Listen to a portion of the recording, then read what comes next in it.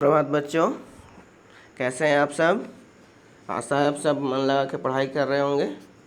पिछले क्लास में हम लोग दोस्त की पोशाक चैप्टर पढ़ चुके हैं, है ना। आज हम लोग उसका प्रश्न उत्तर देखने वाले हैं, ठीक है। तो आइए सबसे पहले देखते हैं तुम्हारे सवाल में क्या बोलता है। कहानी के बारे में कोई 5 प्रश्न बनाकर नीचे दी गई जगह में लिखो। कॉपी में उत्तर लिखो, यानी आपको कोई भी 5 प्रश्न लिखना है और उसका उत्तर लिखना है अपने मन से। क्वेश्चन भी आप ही को लिखना है और उसका आंसर भी आप ही को लिखना है। कोई भी 5 क्वेश्चन लिखिए और उसका आंसर भी लिखते जाइए। एक क्वेश्चन लिखें फिर उसका आंसर, फिर एक क्वेश्चन लिखें फिर उसका आंसर।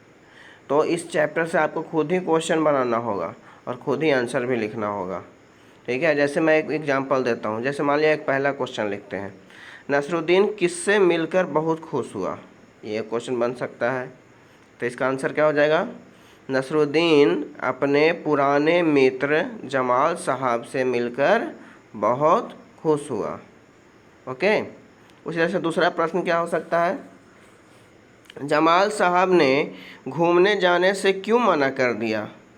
तो इसका आंसर क्या हो जाएगा, जमाल साहब ने घूमने से मना कर दिया क्योंकि उनकी पोशाक मामूली सी थी।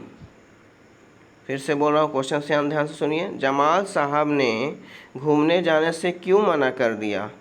तो आंसर हो जाएगा, जमाल साहब ने घूमने जाने से इसलिए मना कर दिया क्योंकि उनकी पोशाक मामूली सी थी। थर्ड क्वेश्चन देखिए क्या हो जाएगा, नसरुद्दीन ने अपने पड़ोसी को जमाल साहब की पोशाक के बारे में क्या बताया। फिर से सुनिए, नसरुद्दीन ने अपने पड़ोसी को जमाल साहब की पोशाक के बारे में क्या बताया। तो इसका उत्तर हो जाएगा, नसरुद्दीन ने अपने पड़ोसी से कहा कि जमाल साहब ने मेरी अचकन पहन रखी है। फिर से सुनिए, नसरुद्दीन ने अपने पड़ोसी से कहा कि जमाल साहब ने मेरी अचकन पहन रखी है, ठीक है। तीसरा हो गया। चौथा क्वेश्चन क्या बन सकता है, नसरुद्दीन ने हुसैन से क्या कहा, है ना। तो उत्तर हो जाएगा, नसरुद्दीन ने हुसैन साहब से कहा, कौमा जमाल साहब मेरे पुराने मित्र हैं, उन्होंने जो अचकन पहनी है वो उनकी अपनी है। मैं फिर से रिपीट कर रहा हूँ, नसरुद्दीन ने हुसैन साहब से कहा, कौमा जमाल साहब मेरे पुराने मित्र हैं, उन्होंने जो अचकन पहनी है वो उनकी अपनी है। हो गया 4 क्वेश्चन, उसका आंसर। और लास्ट देखिए 5 लिखना है हम लोग को। जमाल साहब ने नसरुद्दीन को क्या समझाया था। उत्तर हो जाएगा, जमाल साहब ने नसरुद्दीन को समझाया था कि पोशाक के बारे में कुछ न कहना ही अच्छा है। फिर से सुनिए, जमाल साहब ने नसरुद्दीन को समझाया था कि पोशाक के बारे में कुछ न कहना ही अच्छा है। आप लोग धीरे धीरे लिखिएगा, वीडियो पॉज कर करके सुनिएगा, एक लाइन पॉज कर दीजिएगा फिर लिखिएगा।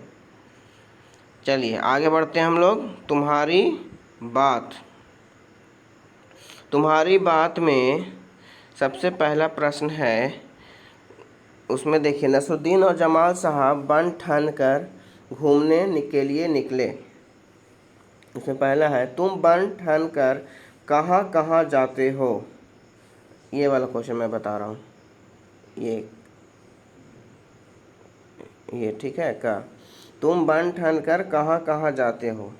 तो उत्तर हो जाएगा, मैं बन ठन कर किसी पार्टी में, कौमा विवाह में, कौमा रिश्तेदारों के घर और बाज़ार घूमने जाता हूँ। फिर से सुनिए, मैं बन ठन कर किसी पार्टी में, कौमा विवाह में, कौमा रिश्तेदारों के घर और बाज़ार घूमने जाता हूँ। हो गया। दूसरा प्रश्न खा में देखिए क्या है, ये खा, तुम किस किस तरह से बनते ठनते हो। तो उत्तर क्या हो जाएगा? मैं स्नान करके नए कपड़े पहनता हूँ, बालों में कंघी करता हूँ, जूते पॉलिश करके ही पहनता हूँ, हाथ में घड़ी बांधता हूँ, इस प्रकार से मैं बनता ठनता हूँ। फिर से सुन लीजिए। मैं स्नान करके नए कपड़े पहनता हूँ, पूर्ण विराम, बालों में कंघी करता हूँ, पूर्ण विराम, जूते पॉलिश करके ही पहनता हूँ, पूर्ण विराम, हाथ में घड़ी बांधता हूँ, पूर्ण विराम, इस प्रकार से मैं बनता ठनता हूँ। हो गया। नेक्स्ट देखिए, तुम्हारी समझ। कक्का में है, तीसरे मकान से बाहर निकलकर जमाल साहब ने नसरुद्दीन से क्या कहा होगा, है ना? तो इसका उत्तर हो जाएगा, जमाल साहब ने अचकन के बारे में कोई भी बात करने के लिए मना किया होगा, पूर्ण विराम। उन्होंने कहा होगा, कॉमा, फिर ऊपर में डबल इन्वर्टेड कॉमा दीजिएगा, तुमने उसका जिक्र क्यों किया, पूर्ण विराम।